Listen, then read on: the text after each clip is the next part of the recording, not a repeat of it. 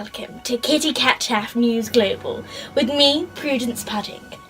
Now, she's one of the most well-respected actors of our generation, with over 3 Golden Globes, 4 BAFTAs, and recently an Oscar under her belt.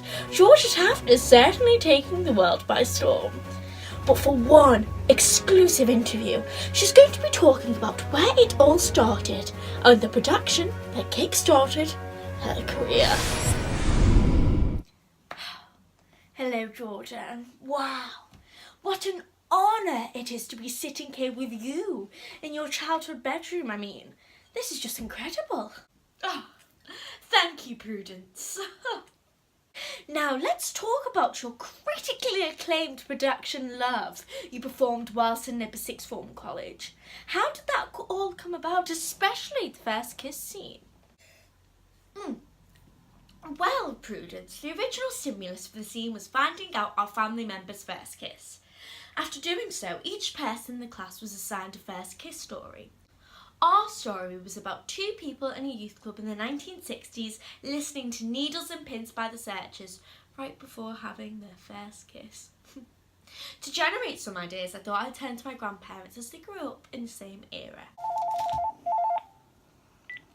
Hello? Hello, Grandad. I'm good, thank you. How are you? I'm good, yeah. No, the song Needles and Pins by the Searchers. Yes, I do. Do you? Georgia, I'll just go through a little thing. When I was at work, Yeah. when I was being an electrician, an apprentice electrician, Uh-huh. when I was working in a switchgear place, they made all switchgear, and the guy, the lead of the Searchers worked there. No He was an way! and his name is Tony Jacklin. Yeah! It's here! And he used to sing rhymes. You know, he used to sing, you know, when he was working. Yeah. He was my hero. No way! So thank you so much. That this is perfect. This is great information. Yeah, yeah. Hiya, Georgia. Hi, Nanny. Right. Was that like? Did you go to any youth clubs or anything while you were Yeah, younger? yeah. I always was in a youth club for years. What was that like? That was brilliant. It was a church youth club, and it was in the basement of the church. Yeah. And they had a bar, but it was only soft drinks, because nobody used to drink like we do now. So it was soft drinks and a coffee, and a band was always playing. We always had groups. Yeah. So I knew quite a lot of groups. Yeah. And we used to meet there every Wednesday. Yeah, every Wednesday. How many people were there? Was it quite a lot, or? Quite a lot, yeah, quite a lot. But the cabin was great as well. Oh yeah, what was that? Was the atmosphere dead good? Oh, yeah, well, you used to go in, it was a death trap, Georgia, because there's no fire escapes. Oh, But you used jeez. to go in, and it was like Nanny's barn. All the walls like that. But Yeah. there was always water dripping from the walls. There's that many people in. Yeah. Always. How many years did you go to the youth club for? Oh, it must have been about 5 years, I think. Wow. Every single week, yeah. Did a lot of your friends go there? Yeah. Yeah. Yeah, we all used to meet there. It was brilliant. It was absolutely brilliant, the youth club. Okay, Angel. Thank you. Love you lots. Love you lots. Bye. Bye. Well, there we have it. This research was extremely useful as it gave me the idea of 2 teenagers cramped in a sweaty youth club dancing, singing and kissing the night away. In order to make it as authentic as possible, I've researched some 60s dance moves. She can do the dog all night long.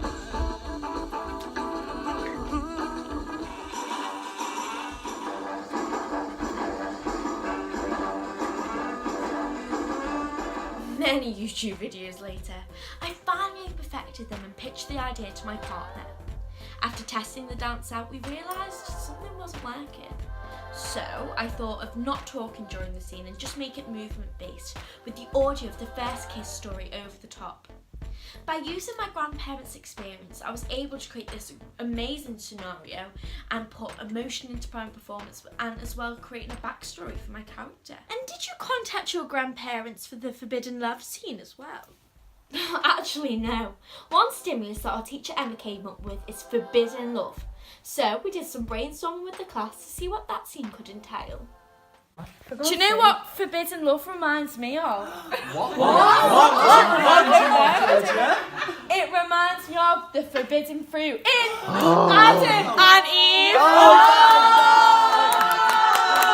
Thank you. After that tragic idea, we focused on the word forbidden. This had connotations of people being separated by society, loved ones, or the law.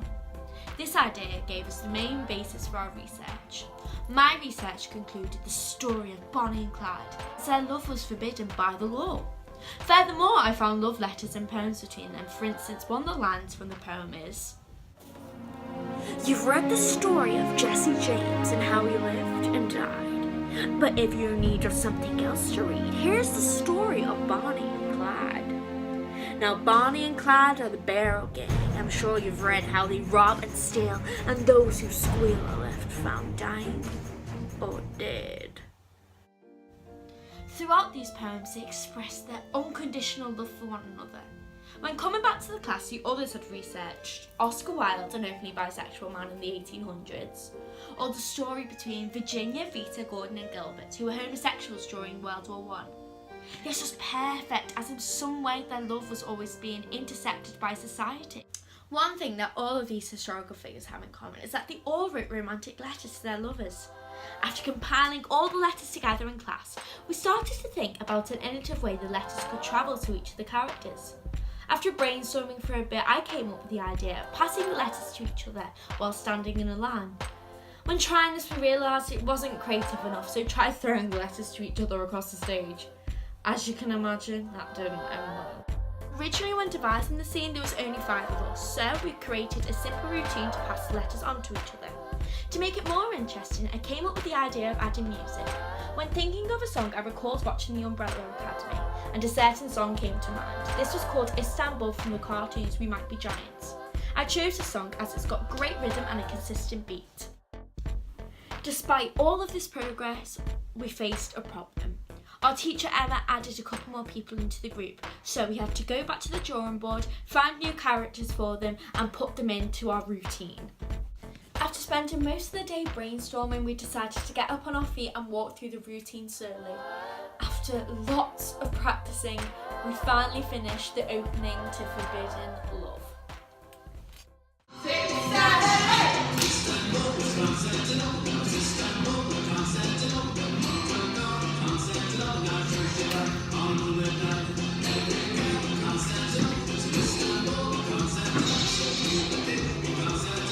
And did this help you create the Bonnie and Clyde scene as well? Well, yes, actually, the research that I did really helped me create a backstory for my character. During the time Bonnie and Clyde were together, people were fascinated by the dynamic duo, especially Bonnie, as she was only 4'11" and 90 pounds. People couldn't comprehend that a woman so sweet looking could commit murder. Over 167 bullets were fired, 26 hit Bonnie and 17 for Clyde. Here is Clyde Barrow and Bonnie Parker, who died as they lived, by the gun. This wild love story inspired many poems, such as the one that I found on the internet. After showing the poem to my partners, we acted it out line by line. When performing it to the group, we realised it wasn't showing the audience enough information about Bonnie and Clyde, especially their gruesome death. I started to think about the type of things people associated with the 1930s. My immediate thought was silent films, as they were very popular during the time of Bonnie and Clyde. After spending hours watching silent films, most of them involve slapstick humour, we decided to create our scene with that idea in mind. So, we came up with the storyline of Bonnie and Clyde being chased by the police in a non-naturalistic way. As well as this, I researched German Expressionists. During the time of the 1930s, German directors used fantasy and distorted reality to create their films. This helped me develop my character Bonnie, as German Expressionist films would often be designed like the character's mind. And as Bonnie Parker was described as an ordinary girl loving the thrill of crime. Maybe she saw things as if they were over the top and in a movie, like our scene would suggest. All the research that I did for the Forbidden Love scene really helped me, as I learned that I should do big arm gestures and over-the-top facial expressions, such as opening my mouth as wide as possible, having my hand on my forehead and making sure my eyes are open to convey a melodramatic and upbeat tone to the piece. This research really helped me create my character Bonnie, and especially the scene. It was definitely a learning curve as well, as in the past I would just waltz on stage, say the lines, and that was me done. Whereas by doing the research, I was able to have an emotional connection with Bonnie. Also, when doing it in the silent film and melodramatic style, I was able to make it more accurate and more fun for the audience to watch. This is just so interesting. Finally, we haven't got a lot of time left, so I'd just like to talk about the history of love scene. That scene! Ha ha! You had me crack-a-lacking, Georgia. God, there's so much to talk about that scene, but when picking the theme History of Love, our group researched different love rituals. This is because we wanted to do like a horrible history style scene. Initially, I researched the history of relationships. This involved how marriage began and homosexuality laws. In the end, we didn't end up using those facts as we didn't know how to incorporate them into our scene. Instead, we decided to base our scene on dating rituals across history. This involved, in ancient Greek times, males would throw apples at their lovers in order to get engaged. In addition to that, in the Jacobean period, when two people would get married, they would walk down the street while villagers would throw rotten vegetables at the newlyweds. From watching some Horrible Histories episodes, in some of the scenes, the presenter or a character would intersect two people in the middle of their daily lives. This Brechtian style generated the idea that two people would begin the scene getting engaged while the presenters would intersect them, a lot like Horrible Histories. Despite thinking this idea was amazing, it didn't end up working. When watching the clips back, we soon realised that there was too much going on and you just couldn't wrap your head around the scene. So we scrapped that idea completely. Going back to the drawing boards, we returned to watching Horrible Histories videos. This caused us to start watching the Horrible Histories gory game show. When watching this, we realised it was extremely useful as we turned to the idea of doing a game show with people from different eras being contestants. This idea set in motion for our new scene. When coming up with game show ideas, we researched the top game show in the past couple of years. One of the top game shows was Blind Date, hosted by Cilla Black. We believed this idea was perfect for the concept of our scene. When developing my character Cilla, I started copying everything she was doing, from watching loads of YouTube videos of the show. This included catchphrases, gestures and accent. To perfect the character, I even spent a whole weekend as Cilla. Oh, surprise, surprise, it's Cilla! Isn't tipping point a lot of laughs? Love you so! Anyone who had a heart would take me in his arms and love me too. But as always, it didn't work out. So I made the executive decision to scrap Cilla and create a whole new character. I wanted this character to be completely different to my own personality, so I made her jealous, rude, and slightly violent. Once again, the research was so important as most of our ideas came off the Horrible Histories videos. It also helped me realise that I definitely can't do a Cilla Black impression. I thought it'd be easy as I can kind of do a Scouse accent and she's got quite a lot of catchphrases. However, I wasn't getting her voice right and her body language. So this helped me develop from that character to my new obnoxious, rude character. I'm so proud of the people in History of Love as we've come a long way since when we first devised the scene, especially as we've had lots of issues with time as our performance was running like over 15 minutes and we had to cut it down immensely.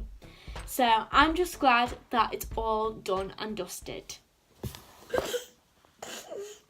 Wow, that was so unbelievably inspiring. I got a bit #emoji there. Before we leave off, Georgia, I'd just like to read a couple of comments people are saying about this glorious film. Beyonce has just tweeted, At Kitty Cat Taft News, hashtag Georgia Taft is the best. And if this film doesn't get a distinction, then there will be consequences. So, you've heard it there, ladies and gents, consequences. Anyway, join us next week on Kitty Cat Taft News Global when we're going to be talking to Taylor Swift, who is discussing how Georgia Taft taught her the guitar. See you next week, everybody.